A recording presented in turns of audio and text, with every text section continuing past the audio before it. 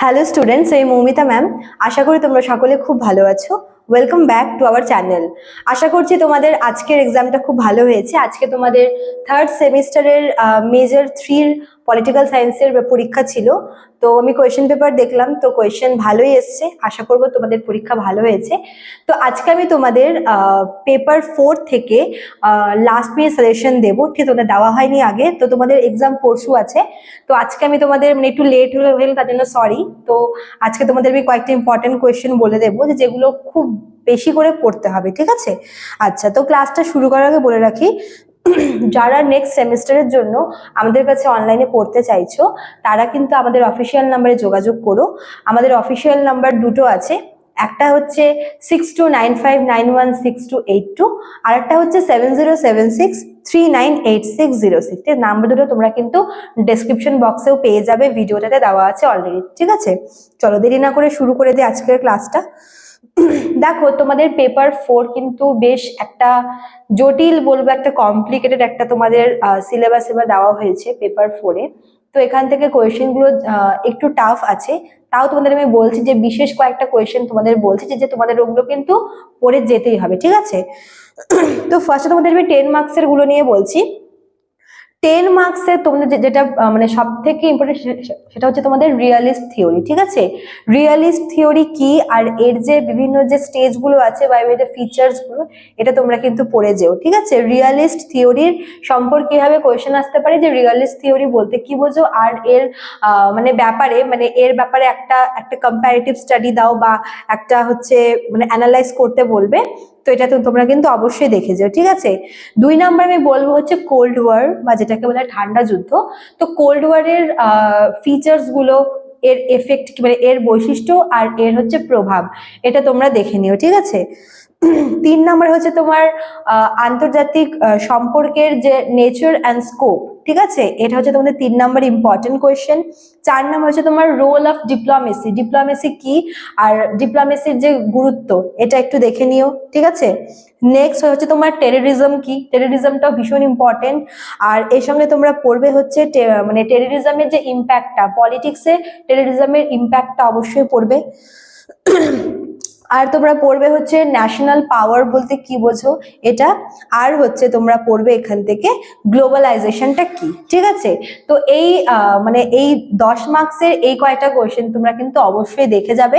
অনেকগুলো দিয়েছি, বাট এই কয়টা কিন্তু না পড়লেই না, এই কয়টা পড়লে তোমাদের কমন আসার কিন্তু হাইলি চান্সেস আছে। আমি আরো একবার বলছি 10 মার্কসের মধ্যে কি কি আছে। রিয়ালিস্ট থিওরি, ঠিক আছে? কোল্ড ওয়ার, টেররিজম, ডিপ্লোমেসি, আন্তর্জাতিক সম্পর্কের নেচার অ্যান্ড স্কোপ, আর হচ্ছে গ্লোবালাইজেশন অ্যান্ড ন্যাশনাল পাওয়ার, ঠিক আছে? এই 6টা তোমাদের কিন্তু অবশ্যই এখান থেকে 10 মার্কস থেকে তোমাদের দেখে যেতেই হবে। আচ্ছা, তারপর হচ্ছে তোমাদের 6 নম্বরের আসি।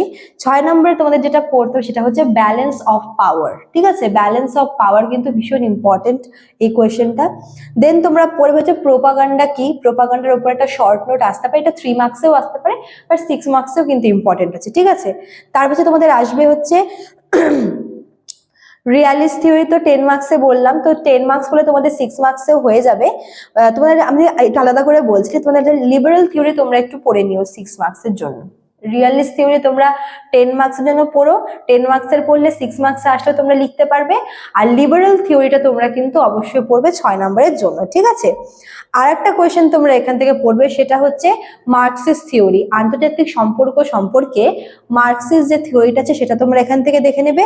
আর লাস্ট তোমরা এখান থেকে পড়বে হচ্ছে আন্তর্জাতিক সম্পর্কের যে ইভলিউশনটা, ঠিক আছে? এই কটা তোমরা 6 মার্কসের জন্য অবশ্যই দেখে যাবে।